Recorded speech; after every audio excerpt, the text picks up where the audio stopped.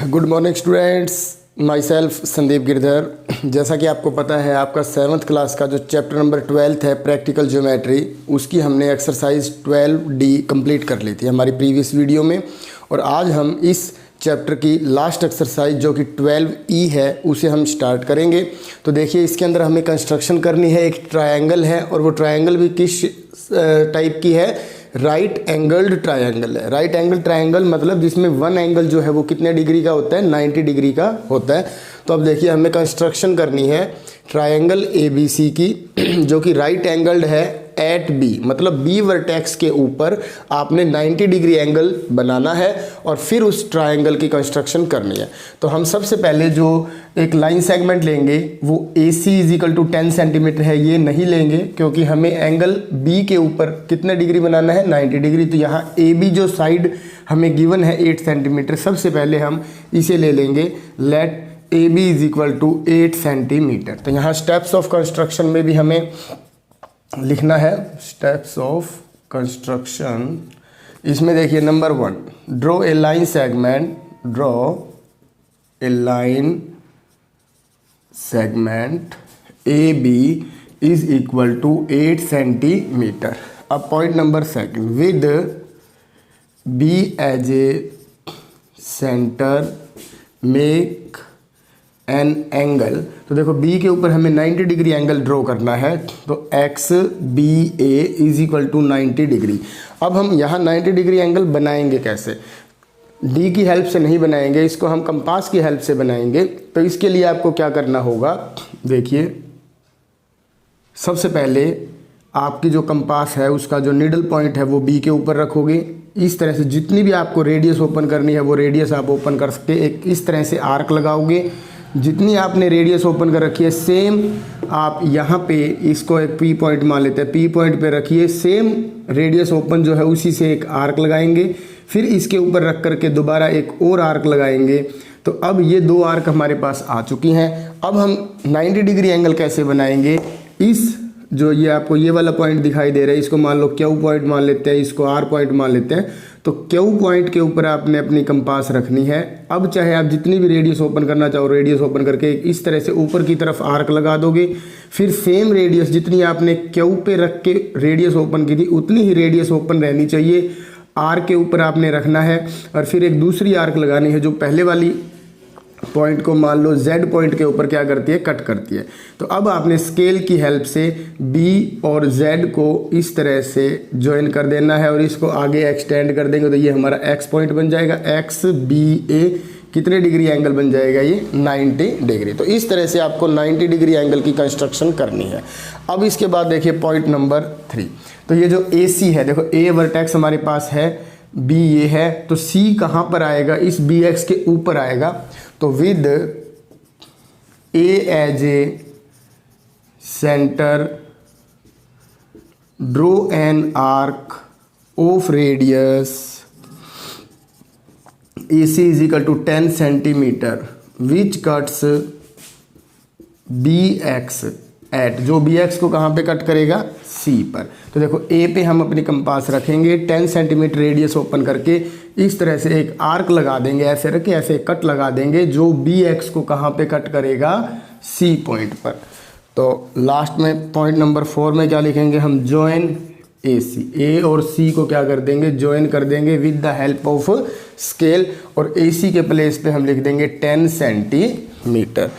We obtained required right angled triangle ABC। तो इस तरह से आपके फर्स्ट क्वेश्चन की जो कंस्ट्रक्शन है वो कंप्लीट हो चुकी है। अब देखिए इसके बाद सेकंड क्वेश्चन।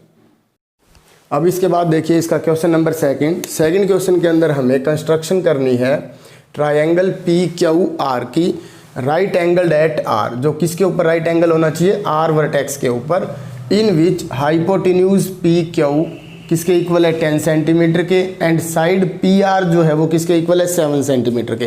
तो आप देख सकते हो ट्रायंगल PQR में जो राइट एंगल है वो R पे बनेगा। तो PQ में R नहीं है, तो सबसे पहले हम एक लाइन सेगमेंट PR नीचे की तरफ ले लेते हैं जो कि 7 सेंटीमीटर के इक्वल है। तो यहाँ पे क्या लिखेंगे, draw a line segment P R is equal to 7 centimetre with R as a centre, make an angle X R P, तो एक्स ऊपर रहेगा, R P is equal to 90 degree. तो आप कैसे बनाओगे 90 डिग्री एंगल? वही फिर सेम प्रोसेस, सबसे पहले एक सेंटर आर लेंगे और यहाँ पे हम कोई भी रेडियस लेके एक इस तरफ इस साइड में एक आर्क लगाएंगे, कोई भी रेडियस लेकर के, फिर यहाँ पे रखेंगे हम इस पॉइंट को, मान लो ये हमारे पास पॉइंट है Z, तो Z पॉइंट के ऊपर रखेंगे, same arc same radius open करके एक आर्क यहाँ लगाएंगे, फिर इन दोनों के ऊपर रख के इस तरह से, आप पहले वाले क्वेश्चन में भी समझ चुके हो कि किस तरह से आपने 90 डिग्री एंगल को बनाना है। तो यहाँ पे X पॉइंट आ जाएगा, ये हमारे पास मान लो आया है N, और ये हमारा कितने डिग्री एंगल बन गया? 90 डिग्री। तो इस तरह से आपने 90 डिग्री एंगल की कंस्ट्रक्शन करनी है। और फिर उसके बाद जो हाइपोटेन्यूज है, आपको पता है राइट एंगल ट्रायंगल में इस तरह से जो ये टेढ़ी लाइन होती है, ये क्या होती है? हाइपोटेन्यूज होती है। मतलब 90 डिग्री एंगल के बिल्कुल अपोजिट वाली जो साइड होगी वो हाइपोटेन्यूज होगी। और पी क्यू किसके इक्वल है? 10 सेंटीमीटर के। तो with P as a centre draw an arc of radius P Q is equal to 10 centimetre which cuts, जो आर एक्स को कहाँ पे कट करेगा? एट पी क्यू पर। ठीक है, तो ज्वाइन कर देंगे हम किसको? पी एंड क्यू को। तो यहाँ से हमने एक 10 सेंटीमीटर रेडियस लेकर के आर्क लगाई है जो आर एक्स को कहाँ पे कट कर रहे हैं? क्यू पर। तो ज्वाइन कर देंगे हम पी क्यू को, और पी क्यू किसके इक्वल है? 10 सेंटीमीटर के। तो we obtained required right angle triangle P Q R. इस तरह से आपका क्वेश्चन नंबर 2 भी कंप्लीट हो चुका है। अब देखिए 3rd क्वेश्चन।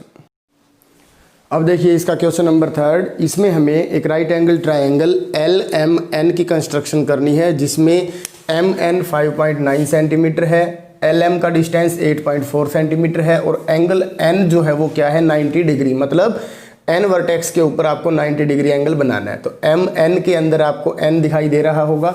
तो सबसे पहले हम यहाँ पे एक लाइन सेगमेंट ले लेते हैं एम एन, जो कि किसके इक्वल है? 5.9 सेंटीमीटर के। तो draw a line segment M N किसके इक्वल?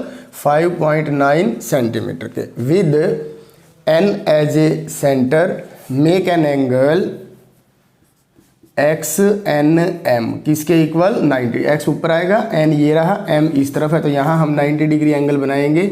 पहले फर्स्ट और सेकंड क्वेश्चन की तरह आपको समझ में आ चुका होगा। तो इस तरह से हमें एक्स एन एम, इनके नेम आप यहाँ कोई भी लिख सकते हो। मान लो ये है जेड, ये है यहाँ एक्स हम पहले ले ही चुके हैं, यहाँ वाई ले लेते हैं, यहाँ पे हम और कोई भी ले सकते हो, सी ले सकते हो, यहाँ पे डी ले सकते हैं, जो भी पॉइंट आपने लेने चाहें, इनके अलावा कोई भी ले सकते हो।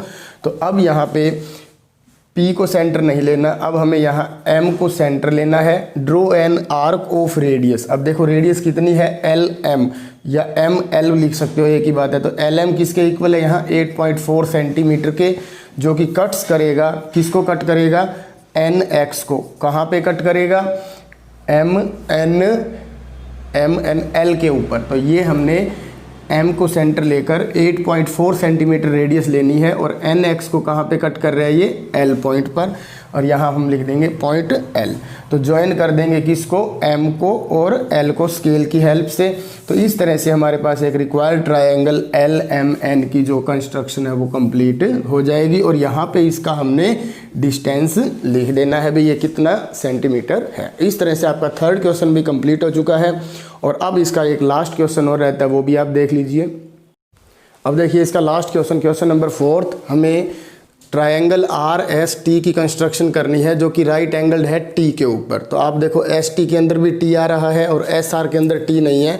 तो सबसे पहले हम जो लाइन सेगमेंट नीचे लेंगे वो क्या ले लेंगे? एस टी, जो कि किसके इक्वल है? 6.2 सेंटीमीटर। तो draw a line segment S T is equal to 6.2 centimetre. अब टी के ऊपर हमें 90 डिग्री एंगल ड्रॉ करना है। तो विद, यहाँ पे हम क्या लिखेंगे? T as a centre, make an angle X T S किसके इक्वल? 90 डिग्री के। कैसे बनाना है 90 डिग्री एंगल? आप अच्छे से समझ चुके हो।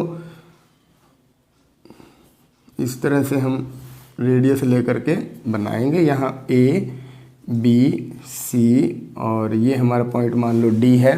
तो टी और डी को हम आगे एक्सटेंड कर देंगे, टी डी को ज्वाइन करने के बाद एक्स तक चला जाएगा।